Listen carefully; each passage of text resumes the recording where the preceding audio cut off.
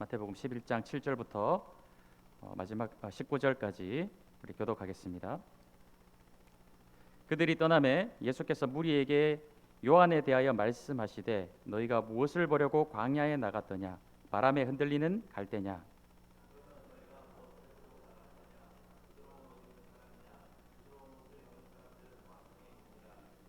그러면 너희가 어찌하여 나갔더냐? 선지자를 보기 위함이었더냐? 옳다.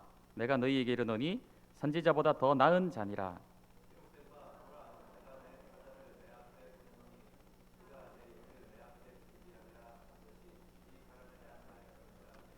내가 진실로 너희에게 말하노니 여자가 낳은 자 중에 세례 요한보다 큰 이가 일어남이 없도다.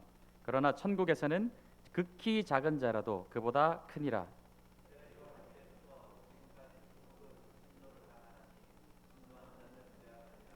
모든 선지자와 율법이 예언한 것은 요한까지니.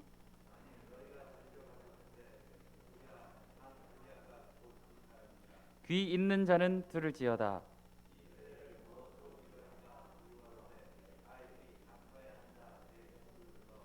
이르되 우리가 너희를 향하여 피리를 불어도 너희가 춤추지 않고 우리가 슬피 울어도 너희가 가슴을 치지 아니하였다 함과 같도다.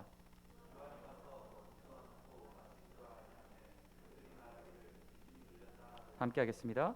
인자는 와서 먹고 마심에 말하기를 보라 먹기를 탐하고 포도주를 즐기는 사람이요 세리와 죄인의 친구로다 하니 지혜는 그 행한 일로 인하여 옳다함을 얻느니라. 아멘. 지난 시간 세례 요한이 감옥에 갇히게 되었을 때 의구심을 가지게 되었고 예수님께 제자들을 보내었죠. 우리가 다른 사람을 기다릴까요? 이렇게 물어보는 세례 요한의 모습을 우리가 지난 시간 보았습니다. 그런데 세례 요한은 자신이 예수님께 세례를 주었던 그 현장에서 예수님이 하나님의 아들이심을 똑똑히 목격하였고 증언까지도 했던 그런 사람이었어요. 요한복음 1장 32절에서 34절까지 말씀 한번 좀 띄워주시고 함께 보도록 하겠습니다. 요한복음 1장 32절에서 34절까지 말씀 함께 읽겠습니다. 시작. 요한이 또 증언하여 이르되 내가 보매 성령이 비둘기같이 하늘로부터 내려와서 그의 위에 머물렀더라. 나도 그를 알지 못하였으나 나를 보내어 물로 세례를 베풀라 하신 그이가 나에게 말씀하시되 성령이 내려서 누구 위에든지 머무는 것을 보거든 그가 곧 성령으로 세례를 베푸는 줄인 줄 알라 하셨기에 내가 보고 그가 하나님의 아들이심을 증언하였노라 하니라 말씀하고 있죠. 요한이 보니까 예수님의 머리 위에 성령이 막 임하시는 모습을 보면서 확신을 가졌던 거예요. 이 예수님이야말로 우리가 기다렸던 그리스도 메시아다 확신을 가지고 자신이 증언하고 있죠. 증언이 무엇입니까? 이건 확실하다는 것이죠. 내가 책임을 지겠다라는 거예요. 이건 증언이라는 단어를 사용을 하고 있다는 것입니다. 그럼에도 불구하고 요한이 오랜 세월이 지나고 자신이 어떤 의로운 행위로 인하여서 감옥에 갇히게 되었을 때 지난 시간에 말씀을 드렸죠. 섭섭한 마음이 들고 인간적인 마음의 어려움이 생기게 되었을 때 예수님을 향하여 의구심이 든 거예요. 정말 메시아가 맞는가? 우리의 우리의 마음의 생각을 자꾸 왜곡시키는 요소들이 무엇이 있습니까? 하나님을 온전히 하나님으로 바라보지 못하도록 우리의 마음과 생각을 자꾸 왜곡시켜버리는 요소들이 무엇이 있을까요? 나의 삶을 들여다보았을 때, 나의 어떤 환경을 보았을 때, 나의 어떤 경제적인 여건 등등을 살펴보았을 때, 나의 어떤 시선이 나에게로 자꾸 향하는 순간 하나님을 하나님으로 보지 못하도록 자꾸 나의 생각과 나의 눈을 왜곡시키는 것을 보게 되죠. 어떤 그런 요소들에 휘둘리지 마시고 하나님이 나에게 무엇을 주셨든지 해주지 않으셨든지 하나님을 찬양할 줄 아는 그런 성도님들이 되시기 원합니다. 그리고 하박국 1장 말씀을 보게 되면 구약에 이런 이야기가 있어요. 하박국 말씀을 좀 띄워주시고 우리가 읽기 전에 하박국의 배경에 대해서 좀 설명을 드리면 여러분들이 너무나도 잘 알고 계시는 요시야 왕을 알고 계실 거예요. 요시야 왕이 어떤 왕입니까? 남유다가 거의 망해가고 있던 시절에 요시야 왕이 나타나서 어릴 때부터 이 남유다를 개혁해내고 무너지고 있던 그 성전과 모든 이 하나님을 예배하는 제도들을 다시 한번 정비하고 모든 우상들을 다 깨어 부셨던, 너무나도 이 꺼져가는 남유다의 마지막 희망의 불꽃이었던 왕이 바로 요시야 왕이었어요. 요시야 왕을 볼 것 같으면 이 망해가던 이 남유다가 이제 다시 부흥하고 살아나겠구나, 그런 희망을 가지게 되는 왕이 바로 요시야 왕이었다는 것입니다. 근데 그 요시야 왕이 어떻게 죽은 줄 아세요? 애굽이 이 아수르를 도와서 그때 신흥 세력으로 떠오르고 있던 이 바벨론과 전쟁을 하기 위해서 아수르가 애굽이 올라오고 있던 길에 요시야 왕이 나서서 무깃도라는 곳에서 그 애굽을 막아서게 됩니다. 그런데 참 안타깝게도 하나님이 왜 그러셨는지 모르겠지만 그 애굽과의 전쟁에서 요시야 왕이 전사를 하고 말았어요. 죽어버렸다는 것이죠. 남유다 사람들에게는 이것이 굉장히 충격으로 다가왔을 거예요. 아니, 이제 마지막 희망의 불꽃으로 하나님이 우리에게 보내주신 이 마지막 왕 요시야가 이렇게 허무하게 이방 나라와의 전쟁에서 죽게 될 줄은 아무도 상상조차 할 수 없던 그런 일이었고, 전사를 하고 말자 엄청난 충격이 이 남유다 사람들에게 있었고, 특히나 그들 가운데서도 이 영적인 것을 이끄는 선지자들에게는 너무나도 큰 충격으로 다가왔다는 것이죠. 하나님의 말씀을 선포하던 그 선지자들에게 있어서는 이 요시야 왕의 죽음은 너무나도 큰 비극이었다는 것이에요. 그래서 하박국 선지자는 이렇게 말씀을 하고 있습니다. 우리 하박국 1장 2절에서 4절까지 함께 읽겠습니다. 시작. 여호와여, 내가 부르짖어도 주께서 듣지 아니하시니 어느 때까지이리이까? 내가 강포로 말미암아 외쳐도 주께서 구원하지 아니하시나이다. 어찌하여 내게 죄악을 보게 하시며 패역을 눈으로 보게 하시나이까? 겁탈과 강포가 내 앞에 있고 변론과 분쟁이 일어났나이다. 이러므로 율법이 해이하고 정의가 전혀 시행되지 못하오니 이는 악인이 의인을 에워쌌으므로 정의가 굽게 행하여짐이니이다. 말씀하고 있죠. 하박국이 충격을 받은 거예요. 어떻게 하나님이 요시야 왕을 이렇게 허무하게 데려갈 수 있는가? 이게 말도 안 되는 일이다. 어떻게 하나님이 그러실 수 있는가? 좋은 말로 에둘러서 표현하는 것이 사실 1장 2절부터 4절까지의 말씀이라는 거예요. 언젠가 우리가 하박국 선지서를 함께 강해하며 함께 말씀을 나누는 날이 있을 것입니다. 지금 잠깐 요약해드리면 2장 4절 말씀에 하박국이 다시 초심으로 돌아가서 다시 세속에서 선지자의 위치로 자기 자신을 되돌려 놓고 자세히 들여다보면서 깨달은 말씀이 있어요. 우리가 너무나도 잘 알고 있는 말씀, 2장 4절 말씀입니다. 오직 의인은 믿음으로 말미암아 살리라. 이 말씀을 하박국이 마침내 깨닫게 되었어요.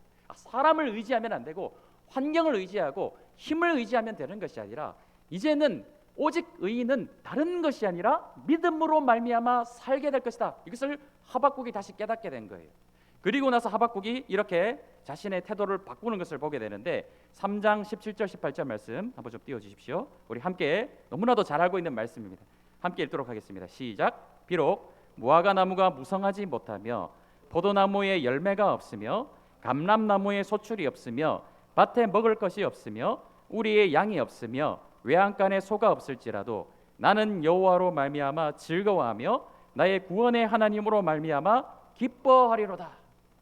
이제 우리가 의지해야 될 것은 요시야와 같은 왕이 다시 나타나서 우리의 국력을 다시 키우고 힘을 키우고 다시 우리가 회복되어지면 과거의 다윗의 시대와 솔로몬의 시대와 같이 주변 열방 국가들을 다 두렵게 떨게 만들고 그 위에 군림하는 그 나라로 다시 되돌아가는 그런 것을 의지할 것이 아니라 이제 우리가 구원받을 길, 우리가 다시 살아날 길은 무엇인가? 오직 믿음으로 말미암아 살 것이며 우리의 어떤 환경에 무엇이 없을지라도 나는 이제 어떻게 하겠다는 거예요?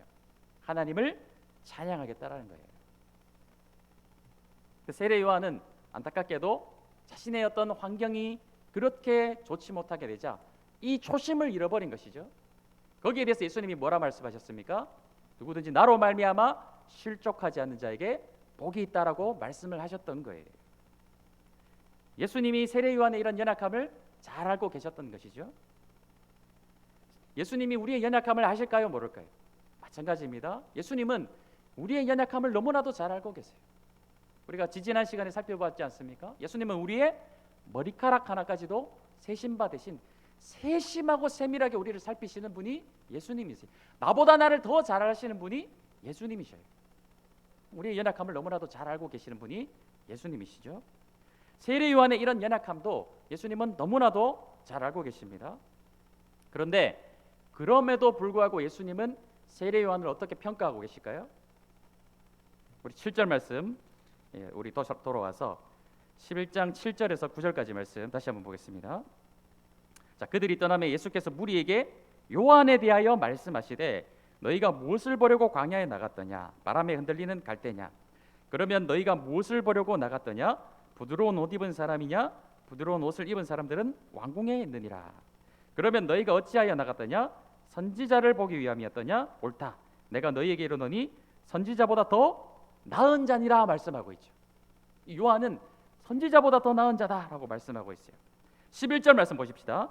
내가 진실로 너희에게 말하노니 여자가 낳은 자 중에 세례 요한보다 큰 이가 일어남이 없도다 말씀하고 있는 거예요. 당시 이 광야라는 곳은 어떤 곳입니까? 이스라엘 백성들에게 있어서 광야라는 곳은 고난의 장소, 고통의 장소, 시련의 장소죠. 그리고 예수님께서도 광야로 나가셔서 시험 받으셨죠. 그러니까 이스라엘 백성들에게 있어서 일반적인 광야의 모습은 그런 곳이었어요. 고난이 있고 어려움이 있고 시험이 있는 그런 장소였어요. 왜냐하면 이스라엘 백성들이 출애굽을 하고 나서 무려 40년이라는 시간 동안 하나님의 단련, 시험을 받았던 장소가 광야이기 때문에 그렇습니다. 그런데 이 당시 예수님 때 당시 세례 요한이 활동하고 있던 당시에 광야는 조금 달라진 모습으로 나타나게 돼요. 왜냐하면 그들이 가나안 땅을 정복하고 들어가서 바로 무너지지 않습니까? 우리가 잘 알고 있듯이 사사기 시절 또 다윗의 시대 잠깐 반짝였다가 또 계속해서 무너지는 그 가나안 땅에서의 이스라엘 모습들을 보게 되죠. 마찬가지예요. 예수님 때에도 그 당시 종교 정치권을 다 쥐고 있던 이 사두개인들이 너무나도 부패해지고 로마의 권력과 결탁을 해서 백성들과 민심을 돌보는 것이 아니라 그들의 권력만 추구하고 있던 것이 그 당시 종교 지도자들의 모습이었어요. 그 대제사장의 자리를 차지하기 위해서 성직을 매매하면서 막 그렇게 했던 타락해버린 모습이 예루살렘의 모습이었다는 것이죠. 그래서 예수님께서 감람산 위에서 예루살렘을 바라보시며 우시면서 말씀하셨잖아요. 이 성전과 예루살렘이 무너지게 될 것이다 말씀하셨지 않습니까? 그래서 그 당시 그 예루살렘을 떠나서 다시 초심으로 돌아가고 다시 하나님을 찾는 장소가 어디였냐면은 바로 광야였다라는 거예요. 바리새파들은 세속 가운데 머물면서 말씀으로 돌아가자, 말씀으로 돌아가자, 우리가 말씀이 아니면 살 수 없다 외쳤던 바리새파조차도 어떻게 되었습니까? 그들이 외식으로 변질되어져서 예수님이 그들을 바라보시며 회칠한 무덤이라고 말씀하셨죠. 그래서 에센파 같은 사람들은 거기를 떠나버린 거예요. 아예 우리 세속에서는 희망이 없다, 이 예루살렘에는 희망이 없다 하고 광야로 떠나버리고 거기에서 금식하며 회개하며 다시 한번 하나님의 나라가 임하기를 간구하며 보냈던 장소가 어디냐? 바로 광야였던 것이고 거기서 외치는 자의 소리가 바로 세례 요한의 목소리였다라는 것이죠. 그런 세례 요한은 그 당시 개혁의 선두주자였다라는 것이에요. 수많은 사람이 나왔고 세례 요한에게 세례를 받고 회개했다라는 것이죠. 그래서 예수님은 이 요한에 대해서 엄청난 칭찬을 하고 계신 거예요. 요한에 대해서 여자의 몸에서 난 자 중에 이보다 큰 자가 없다라고 말씀하실 정도였다는 것이죠. 이전에 있었던 어떤 선지자보다도 이 세례 요한은 큰 자다라고 말씀하고 있는 것이에요. 성경의 인물 중에서 누구를 제일 좋아하십니까? 다윗을 좋아하시는 분도 계시고 요셉을 좋아하시는 분도 계시죠. 다니엘을 좋아하시는 분도 계실 거예요. 저는 개인적으로 이 다니엘을 참 좋아합니다. 그런데 지금 예수님이 뭐라고 말씀하고 계시죠? 그 있었던 모세, 엘리야, 막 다니엘, 요셉, 그 유수한 이 엄청난 그 인물들이 구약 시대에 살았지 않습니까? 이스라엘 백성들이 최고로 치는 모세나 엘리야, 선지자의 원톱, 투톱 하면은 모세, 엘리야가 아니겠습니까? 근데 예수님이 지금 뭐라고 말씀하시죠? 그들보다도 이 세례 요한이 더 큰 자다라고 말씀하고 계시는 거예요. 이런 연약한 세례 요한의 모습을 아시면서도 예수님은 그 세례 요한을 그럼에도 불구하고 그 연약함을 아시지만 그를 최고다라고 말씀해 주시는 예수님의 모습을 우리는 이 말씀을 통해 본다라는 것이죠. 그런데 11절 말씀 마지막 부분 보십시다. 11절 마지막 부분 보시면, 자, 세례 요한보다 큰 이가 일어남이 없도다 말씀하셨는데 반전이 있죠. 자, 그러나 천국에서는 극히 작은 자라도 그보다 크니라라고 말씀하고 계시는 거예요. 천국 하나님의 나라에서는 지극히 작은 자라도 누구보다 크다라고요? 모세나 엘리야 그보다도 더 위에 있다라고 말씀하신 세례 요한보다도 이 천국에서는, 하나님의 나라에서는 그보다 작은 자도 그보다 크다라고 말씀하고 계신 거예요. 이것은 막 서열을 말씀하시는 것이 아니겠죠. 무엇을 말씀하시는 걸까요? 새 시대가 되었다라는 거예요. 하나님의 나라가 이제는 이 땅 가운데 임했기 때문에 이제 새 나라, 새 시대가 활짝 열려졌다라는 것을 말씀하고 계시는 거예요. 제가 얼마 전에 뉴스를 보니까 우리 교회에 이제 무기 전문가도 계시기 때문에 제가 이걸 함부로 말씀드리는 것은 아니고 객관적으로 기사가 떴기 때문에 이제 말씀을 드리는 것입니다. 이런 기사가 떴어요. 탱크 전차의 시대는 이제 끝났다라고 이제 뉴스 기사가 딱 떴길래 궁금해서 한번 내용을 보았습니다. 이번에 이 우크라이나의 전쟁이 있었죠. 이 러시아가 세계 최고의 그 탱크 부대, 전차 부대를 가지고 있지 않습니까? 그런데 그 러시아 탱크 부대의 약 40%가 이번에 다 파괴가 되었대요. 원래 전쟁하면은 탱크가 없이는 전쟁을 할 수가 없는데 그 사실은 압도적인 전력을 가지고 있던 탱크의 40%가 파괴가 되었는데 무엇으로 파괴되었냐? 다른 것이 아니라 개인 화기 그리고 날아다니는 그 드론 부대에 의해서 수많은 탱크가 다 파괴되었다라는 거예요. 이전의 전쟁에서는 탱크가 없으면 상상도 할 수 없었던 그런 시대였는데 이게 또 한 번의 패러다임 시프트가 일어났다라는 것이죠. 이제 탱크가 전부가 아닌 그런 시대가 되어버렸다라는 거예요. 우리가 예전에 기억하시죠? 피처폰이라고 해서 이 개인 휴대폰을 다 이제 들고 다니던 시대가 있었어요. 갑자기 뭐가 나타났습니까?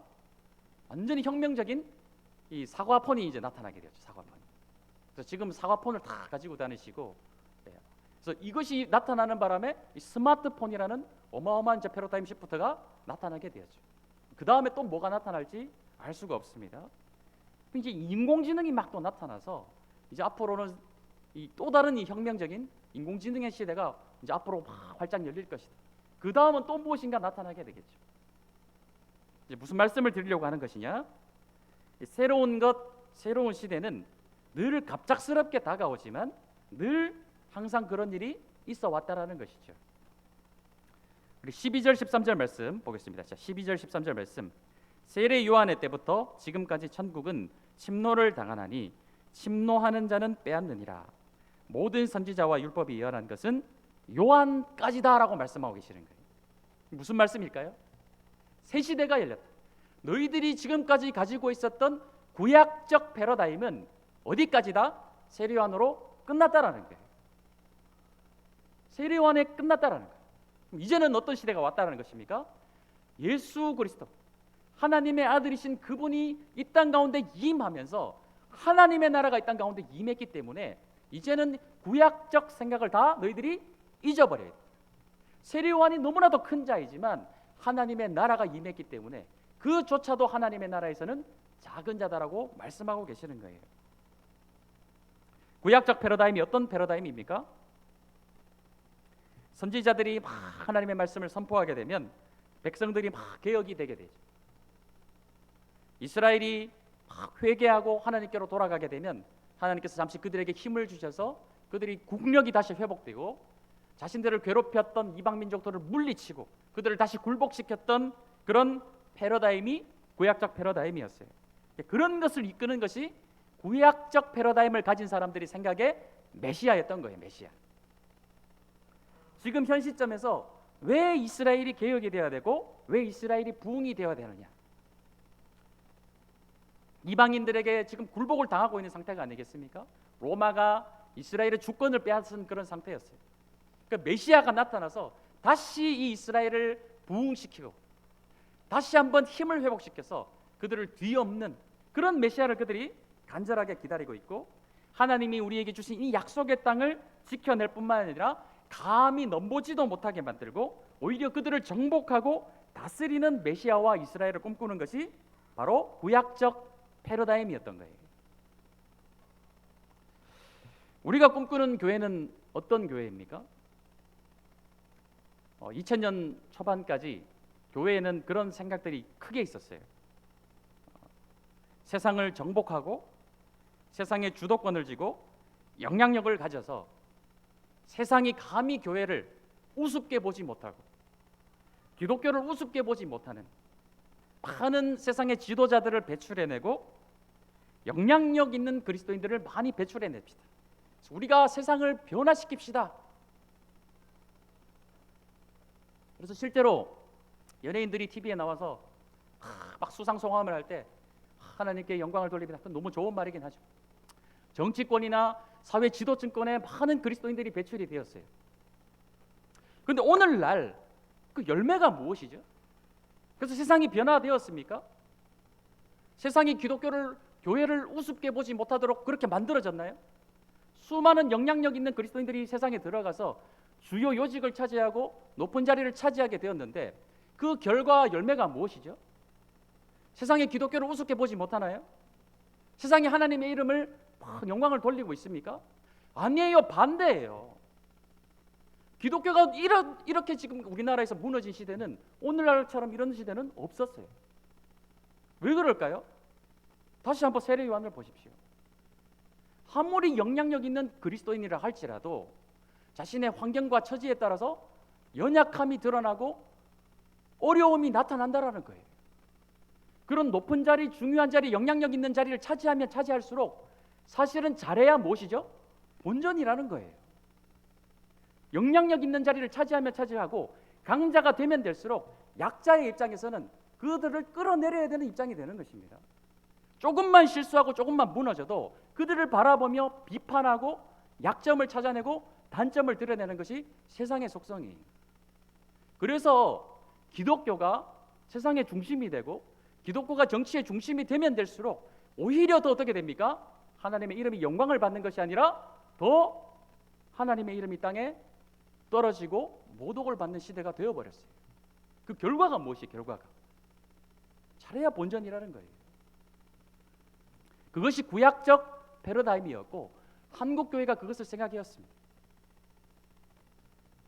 그런데 예수님은 지금 뭐라고 말씀하시는가? 우리가 보십시다. 계속해서 보게 될 때 15절 말씀부터 보십시다. 자, 귀 있는 자는 들을지어다. 이 세대를 무엇으로 비유할까? 비유하건대 아이들이 장터에 앉아 제 동물을 불러 이르되 우리가 너희를 향하여 피리를 불어도 너희가 춤추지 않고 우리가 슬피 울어도 너희가 가슴을 치지 아니하였다 함과 같도다라고 말씀하고 있죠. 무슨 말씀일까요? 이 말씀은 피리를 분다라는 것은 아이들이 결혼식 놀이를 하는 거예요. 그래서 막 피리를 불면서 잔치자리가 열렸으니 너희들이 막 기뻐하면서 막 이렇게 해야 되는데 그렇게 안 한다라는 것이죠. 그다음 무엇이죠? 슬피 울어도 너희가 가슴을 치지 않는다는 것은 장례식 놀이입니다. 아이들이 하는 장례식 놀이에서 막 우리가 슬피 울면 그 대상들이 이제 막 아이들이 장단을 맞춰가지고 가슴을 치면서 또 막 같이 울어야 되는데 그렇게도 하지 않는다라는 거예요. 이게 무슨 말이냐면은 18절 19절 말씀 보십시다. 자, 요한이 와서 먹지도 않고 마시지도 아니하며 그들이 말하기를 귀신이 들렸다 하죠. 요한이 막 광야에서 외치는 거예요. 회개하라 천국이 가까웠다. 많은 사람들이 나왔지만 정작 진짜 회개하며 주님 앞으로 돌아와야 될 사람들은 꿈쩍도 안 하는 거예요. 막 피리를 불고 장례식 놀이를 해도 꿈쩍도 않고 장단을 맞추지 않는 사람들과 같이 세례 요한이 막 광야에서 외쳐도 꿈쩍도 않는 완악한 사람들이 있었다는 것이죠. 그래서 예수님은 어떻게 하셨습니까? 19절 말씀에 인자는 와서 먹고 마시매 말하기를 보라 먹기를 탐하고 포도주를 즐기는 사람이요 세리와 죄인의 친구로다. 구약적 선지자의 모습으로 세례 요한이 광야에서 백성들을 회개시키는 그 운동을 일으켜도 구약적인 방법을 사용하여도 회개치 않는 사람들이 있어요. 정작 회개해야 될 사람들은 회개치 않아요. 반대로 예수님은 하나님의 나라, 하나님이 그 영광을 버리시고 이 땅에 내려오셔서 죄인들 속으로 들어가시고 눈높이를 낮추고 또 낮추셔서 아예 죄인들 속에 들어가셨어요. 거기서 세리와 죄인들과 먹고 마시며 그들에게 하나님의 나라의 말씀을 선포하셨음에도 불구하고 사람들은 무엇이라 말씀하고 있습니까? 저 사람은 죄인들의 친구다. 마태의 집에 들어가셨을 때 어떻게 하셨어요? 저가 죄인과 함께 먹는도다. 막 자신들의 어떤 구약적 패러다임을 가지고 율법의 잣대를 가지고 부정하다 막 뒤에서 조롱하였던 것이 이 회개하지 않는 그 당대의 사람들의 모습이었다는 것이죠. 다시 질문으로 돌아가겠습니다. 자, 교회는 변해야 돼요. 과거에 우리가 가졌던 생각들, 우리가 세상에서 영향력을 가진 존재가 되어서 감히 교회를 우습게 보지 못하게 만들고 감히 하나님을 우습게 보지 못하도록 우리가 세상의 주도권을 집시다. 그랬는데 열매는 어떻게 되었죠? 좋지 못한 열매가 맺힌 것을 우리 너무나도 잘 알고 있어요. 우리가 여전히 그때 그 생각을 가지고 우리가 앞으로 교회를 어떻게 해나가야 될까, 그 생각을 가지고 있다면 똑같은 실수를 반복하게 되는 것이에요. 우리는 이제 예수님의 길을, 그 십자가의 길을 걸어가야 됩니다. 우리가 그 말로는 예수님의 길, 십자가의 길, 낮아지는 길, 겸손해지는 길, 그 길을 가자고 말은 하지만 정작 교회는 반대의 길을 갔던 거예요. 구약적 패러다임을 가지고 희전히 높아지는 길, 정복하는 길, 군림하는 길을 갔던 것이 교회였어요. 그래서 그것이 결국 실패해진 것이 오늘날 2020년대 교회의 모습이라는 거예요. 우리가 어떻게 교회가 변해야 되고 우리 교회가 어떻게 나아가야 될까요? 지금은 21세기가 시작된 지 벌써 20년이 넘게 지났습니다. 여전히 80년대, 90년대 교회 패러다임을 고수하면은 교회는 희망이 없는 것입니다. 우리가 당연히 과거에서 이어졌던 그 아주 아름다운 전통들이 있죠. 교회가 지켜야 될 것은 반드시 지켜야 될 거예요. 그러나 동시에 우리는 변화된 세상을 치열하게 공부해 나가야 됩니다. 다음 세대의 영적인 필요와 또 그것들을 어떻게 공급해 주어야 될지 정말 치열하게 연구해야 돼요. 우리의 다음 세대의 교회가 끝장나는 것을 보지 않으려면, 하나님의 나라는 무너지지 않으려면, 우리가 하나님의 진리와 하나님의 말씀을 통하지 않으면 이 다음 세대에는 희망이 없는 것이에요.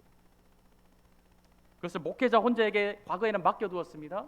목회자들이 앞선 지식과 앞선 문화를 가지고 80년대, 90년대 그렇게 달려왔어요. 근데 지금은 그런 시대가 아니죠. 오히려 목회자보다도 더 탁월하신 은사를 가지고 교회를 섬기시는 분들이 너무나도 많이 있어요. 그래서 목회자 혼자에게 맡겨두던 시대는 끝났다라는 거예요. 목회자 혼자가 그걸 다 끌고 가던 시대는 끝났습니다. 이제는 함께 동력하는 시대가 되었다라는 거예요.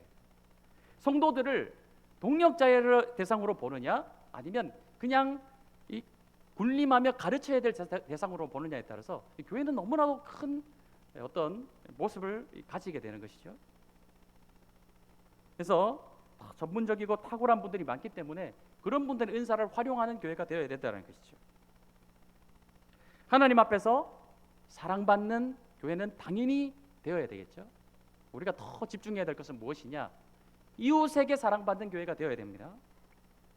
그리고 오늘 말씀과 같이 예수님의 그 길, 죄인들과 세리들의 친구가 되어주는 그런 길을 가야 되는 거예요. 그들을 정죄하는 것이 아니라, 그들 위에 서는 것이 아니라 그들 아래에 서서 그들을 섬기며 그들의 친구가 되어주는 그 예수님의 길, 그 십자가의 길을 쫓는 것이 앞으로 교회가 나가야 될 길이라는 거예요. 더 이상 세상은 정복하고 다스리는 그런 대상이 아닙니다. 섬겨야 될 대상이고 사랑해야 할 대상이 바로 세상이라는 것입니다. 그럴 때 예수님의 말씀과 같이 지혜는 그 행한 일로 말미암아 옳다함을 얻느니라 말씀하고 있는 거예요. 우리 새로운 교회가 오늘 말씀과 같이 과거의 그런 여전히 그 고정관념에 갇혀서 옛날 방식을 고수하는 것이 아니라 새로운 시대 새로운 방법을 가지고 성령으로 돌아가서 예수님이 어떻게 하셨냐 그 길을 따라감을 통해서 정말 세상을 사랑하고 그 세상을 하나님 앞으로 돌이키는 그런 교회로 성장하며 발전하며 부흥해 나가기를 축원합니다. 오늘 말씀의 결론을 드리면 세례 요한의 마음속에 어려움이 있었죠. 예수님은 그럼에도 불구하고 그 예수님은 세례 요한이 최고다라고 말씀하고 계세요. 우리도 늘 넘어지는 존재입니다. 그래서 늘 연약한 존재예요. 하나님을 온전히 하나님으로 바라보지 못하고 때때로 원망하며 불평하며 정말 하나님이 그 하나님이 맞느냐라고 의구심을 가지는 것이 우리의 연약한 모습입니다. 교회는 어떨까요? 교회? 이런 시대 가운데 정말 하나님이 계실까?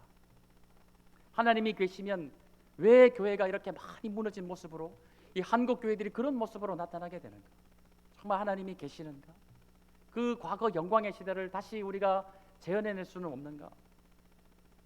부흥을 꿈꾸고 달려나가고 있지만 다시 회복되지 못하는 그런 모습들을 보면서 우리 마음속에도 교회의 마음속에도 어려움이 생길 수 있겠죠. 그러나 어떻습니까? 그런 우리의 연약함을 아시지만 예수님은 우리를 향하여 너희들이 최고다라고 말씀하고 계시는 거예요. 우리 이 찬양을 함께 하면서 믿음의 고백을 하면서 나아갔으면 좋겠습니다.